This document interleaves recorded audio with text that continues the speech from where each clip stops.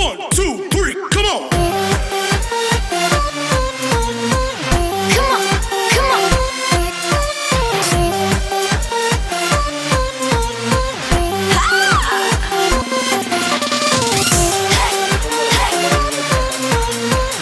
Come on, come on.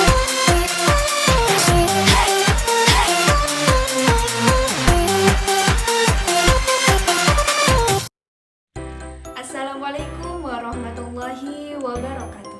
Salam mahasiswa. Hai teman-teman semua, apa kabar? Semoga kalian selalu sehat ya. Kami dari kelompok B MK Bahasa Indonesia akan menjelaskan tentang hakikat berbahasa dan perkembangan menyimak anak. Sebelumnya, saya ingin memperkenalkan diri terlebih dahulu. Perkenalkan, nama saya Putri Nurmidiani, NPM 200107023. Jadi, penjelasan tentang hakikat berbahasa akan dijelaskan oleh Sandy Rizdianto dan Rizky Afrizal. Selanjutnya, perkembangan menyimak anak akan dijelaskan oleh Elisa Pratiwi dan Isarul Ulfa. Terus tonton ya! Bismillahirrahmanirrahim. Assalamualaikum warahmatullahi wabarakatuh. Perkenalkan, nama saya Sandy Rizdianto dari kelas statis IPSA NPM 2001072013. Di sini saya akan menerangkan tentang hakikat menyimak. Menyimak adalah suatu proses kegiatan memahami bahasa lisan dengan penuh perhatian, pemahaman, apresiasi, serta interpretasi untuk memperoleh suatu informasi serta memahami informasi komunikasi yang disampaikan oleh pembicara melalui bahasa lisan. Hakikat menyimak berhubungan dengan mendengar dan mendengarkan. Mendengar adalah peristiwa tertangkapnya rangsangan bunyi oleh indera pendengaran, sedangkan mendengarkan adalah kegiatan mendengar yang dilakukan oleh seseorang dengan penuh perhatian terhadap apa yang disimaknya.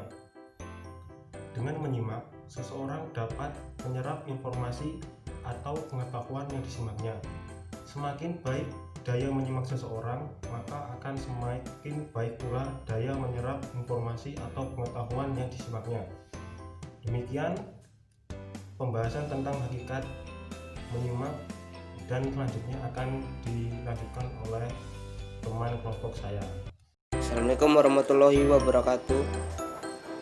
Nama saya Rizky Afrizal, NPM 20010710026. Saya ingin melanjutkan presentasi dari Sandy Rizdianto. 2. Menyimak informatif. Menyimak informatif adalah menyimak untuk mencari informasi. Ragam menyimak informatif yaitu dengan menyimak teks-teks yang memuat informasi. Berikut ragam menyimak informatif.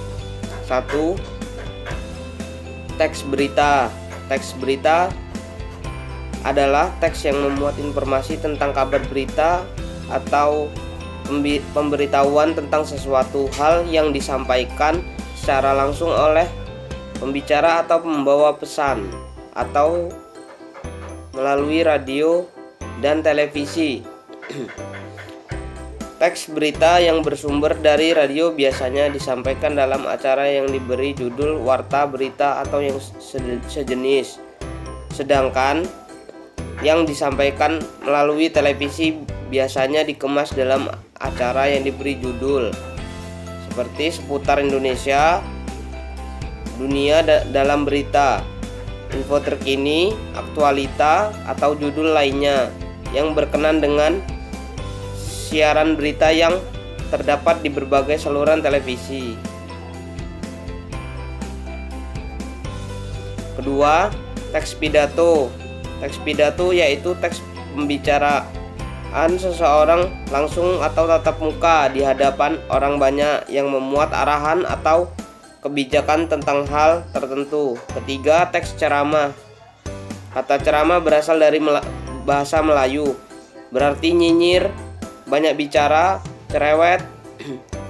Kata-kata ini mengalami perkembangan makna menjadi makna yang positif, yaitu menyampaikan sesuatu di hadapan orang banyak untuk menambah pengetahuan, pengalaman, atau informasi tertentu.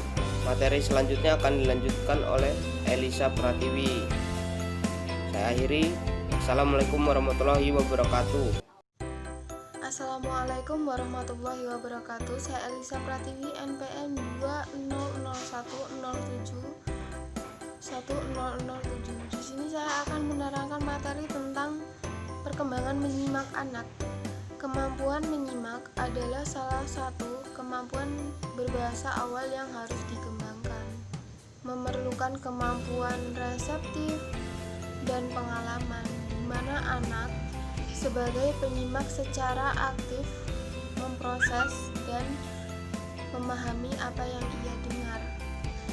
Anak yang berkembang dengan keterampilan menyimaknya akan berpengaruh terhadap perkembangan keterampilan berbicaranya. Kedua, pengertian menyimak merupakan salah satu mendengarkan lambang-lambang lisan dengan penuh perhatian, memahami apresiasi serta interaksi apa yang dia peroleh, menangkap isi atau pesan serta memahami apa makna komunikasi yang telah disampaikan.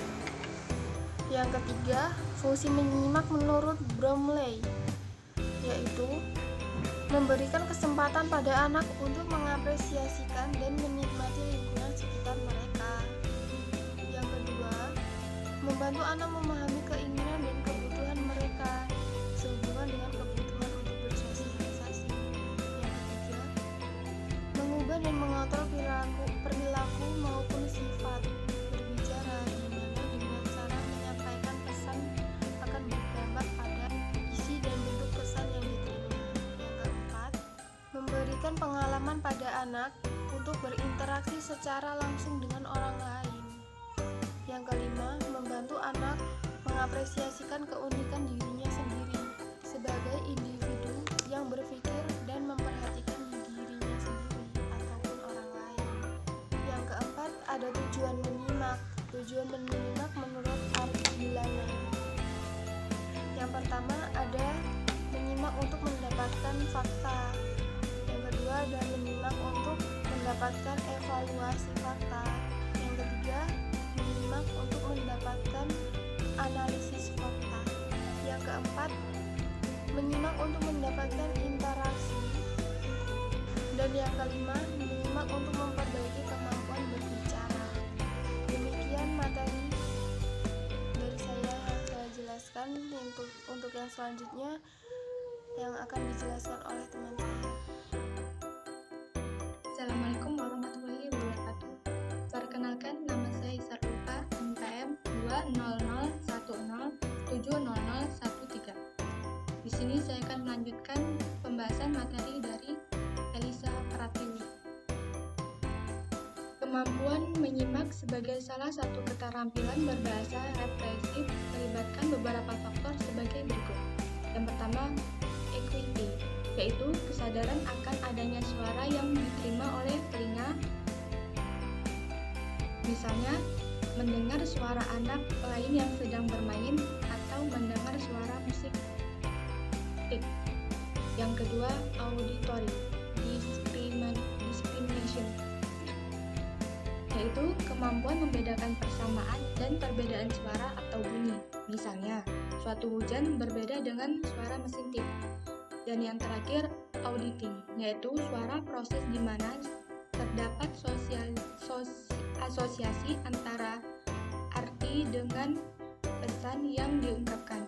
Proses ini melibatkan pemahaman terhadap isi dan maksud kata-kata yang diungkapkan. Sebagai contoh, memahami pernyataan "kamu boleh berlari-lari di tanah". Gerakan badanmu ke kiri dan ke kanan.